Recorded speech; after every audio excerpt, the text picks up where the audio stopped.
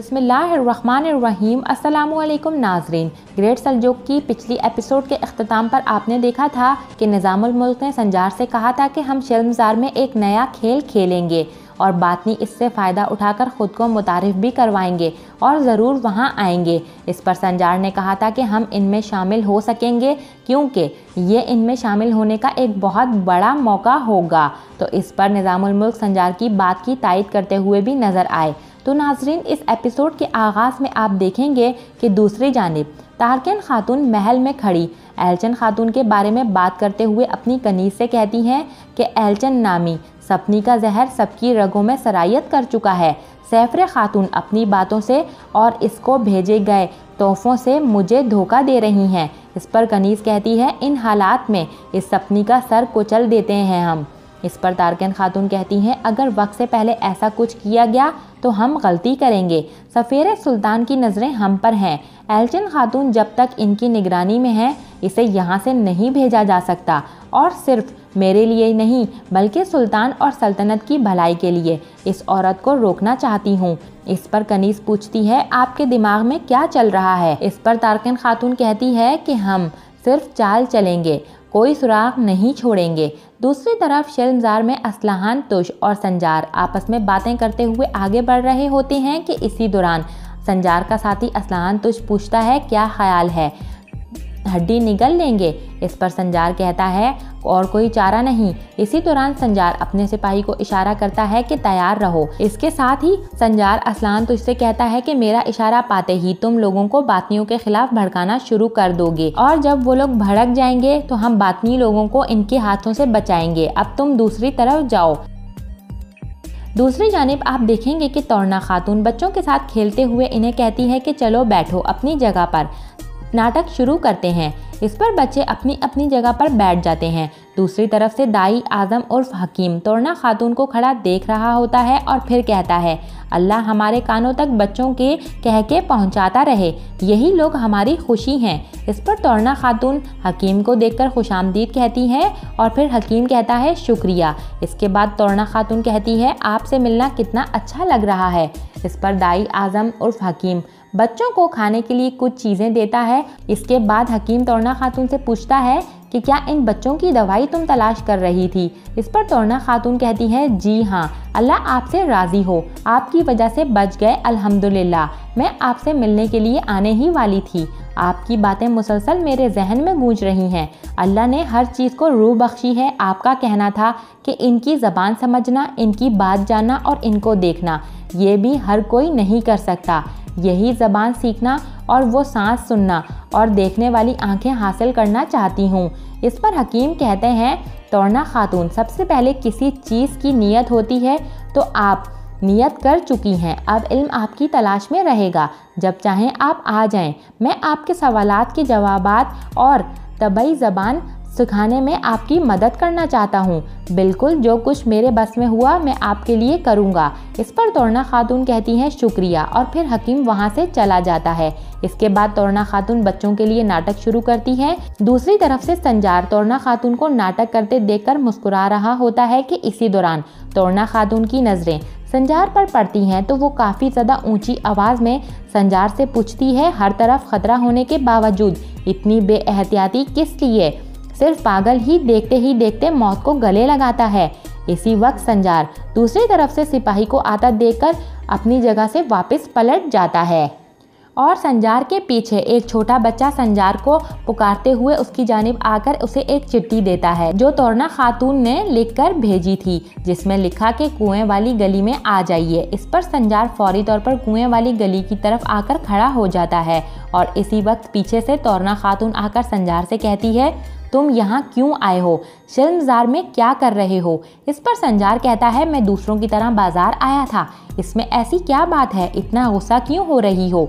इस पर तोरना खातून कहती है, बाबा ने औरों को कुछ नहीं कहा, ये तुम्हें ख़ास तौर पर ही डांटा था और कहा था कि शिल्मज़ार में दोबारा नज़र मत आना। इस पर संजार कहता है, माफ़ करना तोरना, मुझे धमकियों को खातिर में लाने की आदत नहीं। इस पर तोरना खातून कहती है, क्या तुम्हारी जान की भी कोई कीमत नहीं? इस पर संजार कहता है, क्या ये रूह मेरी रूह नहीं है? तुम इतनी फिक्रमंद क्यों हो रही हो?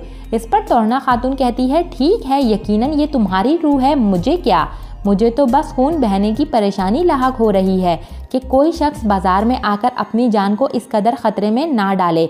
सही बताओ, तुम मुझे यहाँ क्यों आए थे और ऐसा लिबास क्यों पहना हुआ है? इस पर संजार कहता है, क्या मैं अपना ख़ास लिबास पहनकर अमीर एलदबर की नज़रों में आ जाता? लेकिन इसी दौरान तोरना खातून की नज़र एक सिपाही पर पड़ जाती है तो संजार फ़ौरन से तोरना खातून को लेकर एक दीवार की ओट में छुप जाता है और फिर तोरना भी दीवार के पीछे से छुपकर सिपाही को जाता देख रही होती है। इसके बाद संजार से कहती है, अब जाओ वरना अपनी रूह खो बैठोगे। इस पर संजार मुस्कुराते हुए वहां से रवाना हो जाता है। दूसरी जानिब सल्जोक महल में ताजुल मुल्क सुल्तान को जंग की तैयारियों के बारे में बताते हुए कहता है, जब सिपाहियों की तैयारियां और जंगी आलात तैयार हो जाएंगे तो हम सर्दियों से पहले सफ़र शुरू कर देंगे सुल्तान। इस तरह हम जंगी तैयारी पर साबित कदम रह चुके हैं। इस पर सुल्तान हाजी से पूछते हैं, हमारे जासूसों की तरफ से क्या खबरें मौसूल हुई हैं हाजी? इस पर हाजी कहते हैं, माजी की सर्दियां सख्त तरीन थीं सुल्तान, और ये सर्दी सबसे ज़्यादा सख्त होगी। इस पर सुल्तान कहते हैं, अगर हम सर्दियां ख़त्म होने से पहले इन रास्तों से जाएंगे तो हमारा लश्कर हलाक हो जाएगा। जंग की तैयारियां बहुत जल्द वक्त में नहीं बल्कि मुनासिब वक्त में ही मुकम्मल कर ली जाएं। ताजुल मलिक। इस पर ताजुल मलिक सर के इशारे से कहता है, जो हुक्म सुल्तान। वहीं पर तपार कहता है, अगर बर्फ़बारी हुई तो हमारी मंजीकें और हमारे जानवर और हमारा साजो सामान तबाह हो जाएगा सुल्तान। इस पर सुल्तान मंजीक उठाकर फेंकते हुए कहते हैं, तुमने देखा कि हमारे हाथों में क्या बाकी रहा? क्या हम हदफ तक पहुंचने से कबल ही शिकस्त का सामना करेंगे? इस पर ताजुल मलिक कुछ कहने ही वाला होता है, मगर इससे पहले ही मलिक शाह नक्शे को उलटते हुए गुस्से में अपनी नशिस्त की तरफ जाकर बरिजमान हो जाते हैं और फिर कहते हैं, जंगें सिर्फ सिपाहियों से नहीं लड़ी जाती, आपको माहिरीन से मिलने की भी ज़रूरत है जो मौसम की सूरत हाल जानते हों और हमारे साथ हमारे रास्तों की मार्फत रखने वाले भी हों। हम फिर से इस जंग को तरतीब देंगे। इस पर ताजुल मुल्क हुक्म की तामील करता है तो मलिक शाह कहते हैं, अनातोलिया का मसला कम से कम वक्त में हल होना चाहिए ताकि हम अपनी ताकत को सबसे पहले कव्वाल किले की तरफ फिर कुस्तुतुनिया की तरफ लेकर जाएं। इसके बाद मलिक शाह तपार को कहते हैं, शिकार की तैयारियां शुरू की जाएं तपार। इस पर तपार कहता है, जो हुक्म आपका। इस पर मलिक शाह सब लोगों को जाने का हुक्म देते हैं और फिर सब के जाने के बाद मलिक शाह कम्माश से कहते हैं, हमें अंद्रियास को अपनी ज़मीनों पर कुछ भी करने से पहले रोकना होगा। कम्माश, किसी अच्छे कासिद को लाओ, हमें इसे कोवाल किले भेजना होगा। इस पर कम्माश जो हुक्म आपका सुल्तान कहते हुए कासिद को बुलाने के लिए वहाँ से चला जाता है।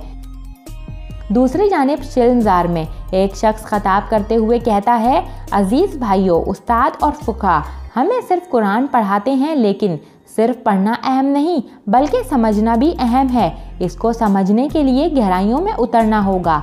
अगर हम सिर्फ इसी तरह पढ़ें तो अपनी दुनिया और आखिरत संवार नहीं सकते। इसी दौरान संजार का एक सिपाही संजार के इशारे पर बोल पड़ता है कि ओए गाफिल, कलामे अल्लाह की तफसीर फुक़हा से अच्छी बयान करने की तेरी क्या औकात है गाफिल? तुम अपने आप को समझते क्या हो जो लोगों का मुर्शिद बनने की कोशिश कर रहे हो? उम्मत मोहम्मदिया के लोगों, क्या अब ये हमें बदमाश दीन सिखाएंगे?